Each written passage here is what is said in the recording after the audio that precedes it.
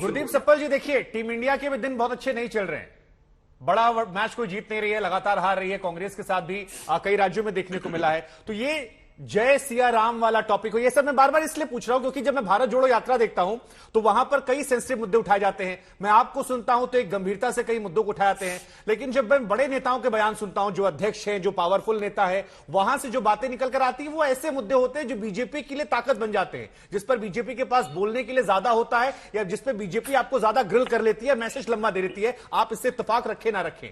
तो ये कोइंसिडेंस हो रहा है या फिर आप लोग की प्लानिंग का हिस्सा है?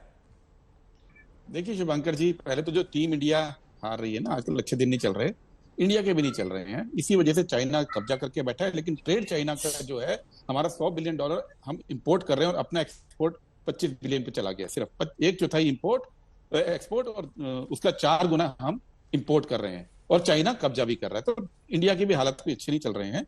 और मैं बात जय सिया राम वाली बात पे भी करूंगा, लेकिन उसके पहले केवल एक सवाल प्रेम शुक्ला जी से मैं पूछना चाहता हूं कि प्रेम जी, मार्च में क्रूड ऑयल $125 था, आज वो हो गया 85, 1/3 कम।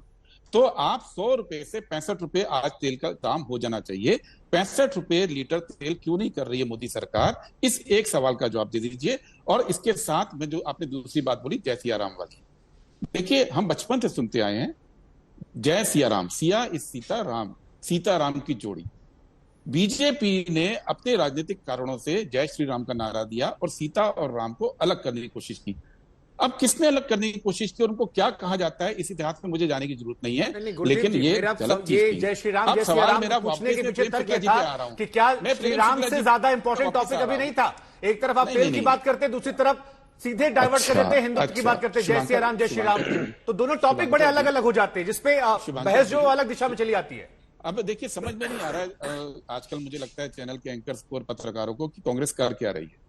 कांग्रेस जमीन पे चुनाव लड़ रही है, गुजरात में चुनाव लड़ रही है। एक मिनट, मैं बता रहा हूं ना। नहीं, आपने मुझ पर कैसे कह रहा हूं, समझने के लिए आपको बुलाया है। और सर, मीडिएटर को शूट करने से फायदा नहीं है सर। नहीं, मैं शूट नहीं कर रहा हूं आपको, मैं समझा रहा हूं कि कांग्रेस पार्टी जमीन पे चुनाव लड़ रही है। खड़गे जी ने चुनाव को लीड किया है।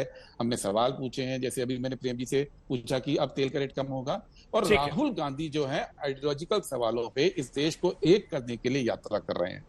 हम यात्रा भी कर रहे हैं, हम सड़क पर संघर्ष भी कर रहे हैं। आपने देखा पिछले 6 महीने में कितनी बार कांग्रेस के लोग सड़क पे हैं, कितनी बार प्रेम शुक्ला जी की सरकारों ने हमारे लोगों को डंडे मारे हैं, वो भी देश देख रहा है। और हम चुनाव को भी नए तरीके से लड़ रहे हैं। और ये समझ जाइए कि चुनाव के अंदर सवाल मेरा फिर से है प्रेम जी से, कि प्रेम जी अंतर्राष्ट्रीय तेल का दाम सवाल आप दोहरा रहे हैं सर, वही सवाल पूछ लेता हूं। प्रेम जी देखिए, 2 सवाल पूछे हैं, एक तेल को लेकर पूछा है और एक जय श्री राम, जय सिया राम में कहा गया बार बार कि आप लोग महिलाओं का सम्मान नहीं करते हैं, आप लोग गलत तरीके से पेश करते हैं। और उनका यह कहना है कि हमारी बातें जनता को समझ में आ रही हैं, बीजेपी समझे ना समझे। ये नई तरह की पॉलिटिक्स है जिसकी शुरुआत मल्लिकार्जुन खड़गे और राहुल गांधी जी ने शुरू की है।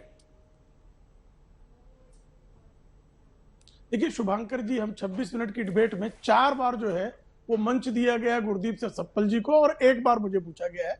तो कृपा करके जो है इस तरह का अन्याय जो है न किया जाए, मेरी आपसे जो है विनम्र प्रार्थना है। दूसरी बात, इन्होंने पेट्रोलियम पदार्थों के मूल्यों की सुन लेते हैं उनको सर। देखिए, दोनों पार्टी आरोप लगा रही है, फिर बीच में घुस गए।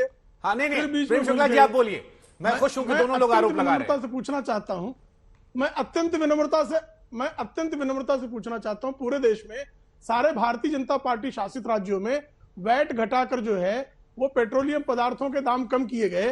राजस्थान और छत्तीसगढ़ में कांग्रेस ने वैट के दाम क्यों नहीं कम किए? कृपा करके मुझे बताइए। जबकि आप जानते हैं कि तेल के दामों को कम करने का जो है टैक्सेस के अलावा यह निर्णय डॉक्टर मनमोहन सिंह की सरकार नहीं लिया था कि ऑयल कंपनियां करेंगी। तो आप मुझसे गलत प्रश्न पूछ रहे हैं। लेकिन जो सही प्रश्न है कि छत्तीसगढ़ और राजस्थान की सरकार वो वैट के दाम क्यों नहीं कम कर रही है?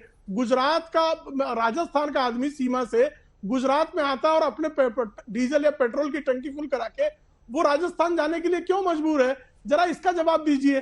श्रीमान राहुल गांधी की क्या अशोक गहलोत और भूपेश बघेल सुनते ही नहीं है? कांग्रेस पार्टी की नीतियों को जानते ही नहीं है। दूसरी बात, जय श्री राम और जय सिया राम की, तो अब ऐसा है कि नए नए जो हिंदू बने हैं उनको पता ही नहीं है कि जय श्री राम और जय सिया राम एक ही बात है। श्री जो है वो लक्ष्मी है और सीता भी लक्ष्मी है, तो श्री जो है वो सीता के लिए ही प्रयुक्त होता है। तो जय श्री राम और जय सिया राम, जो नया नया हिंदू बना होगा वही इस तरह के प्रश्न पूछेगा। उसको पता ही नहीं है, जो लगातार राम को काल्पनिक कहते थे, जो प्रभु रामचंद्र जी के मंदिर को बनाने के लिए हर तरह की बाधाएं खड़ी करते थे, जिन्होंने राम मंदिर निर्माण को जो है रोकने का काम किया, जिन्होंने वहां पर बाबरी खड़ा करने का संकल्प संसद में खड़े होकर लिया था, ऐसे लोग नए नए हिंदू बने हैं। तो नए नए हिंदुओं को जय श्री राम और जय सिया राम ये एक ही तरह का उद्बोधन है। श्री ही सिया है और सिया ही श्री है, इसका अंतर भी अगर इनको ना पता हो तो ऐसे लोगों को अब नए सिरे से हिंदुत्व की पाठशाला में आना चाहिए और उनके मन के जो भ्रम है वो दूर कर लेने चाहिए। चुनाव के मंच पर अगर ये जानना चाहते हैं, हिंदुत्व पढ़ना चाहते हैं, तो सप्पल जी अपने श्रीमान राहुल गांधी को, जो कल तक कहते थे कि मंदिरों में जाने वाले लड़कियां छेड़ते हैं, जब नए नए मंदिरों में आए हैं आरती करने की उनको दिशा नहीं पता है कि आरती कैसे की जाती है। जवाब ले लेता हूं गुरदीप जी। देखिए ये सवाल तो आएंगे ना सर कि आप लोग प्रधानमंत्री पर आरोप लगाते थे कैमरा लेकर जाने का, अब तो राहुल जी भी जा रहे हैं तो गर्भगृह में हमें कैमरा नजर आ रहा है और साष्टांग करते हुए लेटे नजर आ रहे हैं। तो जो बीजेपी आरोप लगा रही कि नए नए हिंदुत्व, और ये माना जाता है गुजरात तो हिंदुत्व की प्रयोगशाला है, तो अगर आप लोग जय श्री राम या जय सिया राम करेंगे तो ये पेट्रोल डीजल महंगाई ये मुद्दे छिप नहीं जाएंगे। ये बार बार मैं वापस ट्रैक पे लाने की कोशिश कर रहा हूं, लेकिन मुझे लग रहा है कि मैं नहीं समझ पा रहा हूं। मैं विनोद जी समझूंगा, लेकिन पहले आप जवाब दे दीजिए। नहीं, मैं दोनों बात का जवाब दूंगा, पेट्रोल पर भी और भगवान राम के ऊपर भी। इनका जवाब देने का मुझे भी अवसर दीजिएगा शुभंकर जी। हाँ, एक मिनट। पहले पेट्रोल के ऊपर, प्रेम शुक्ला जी को मालूम नहीं है कि देश में सबसे महंगा पेट्रोल, जिसमें कि करीब 32.66% वैट है, वो असम के ऊपर है।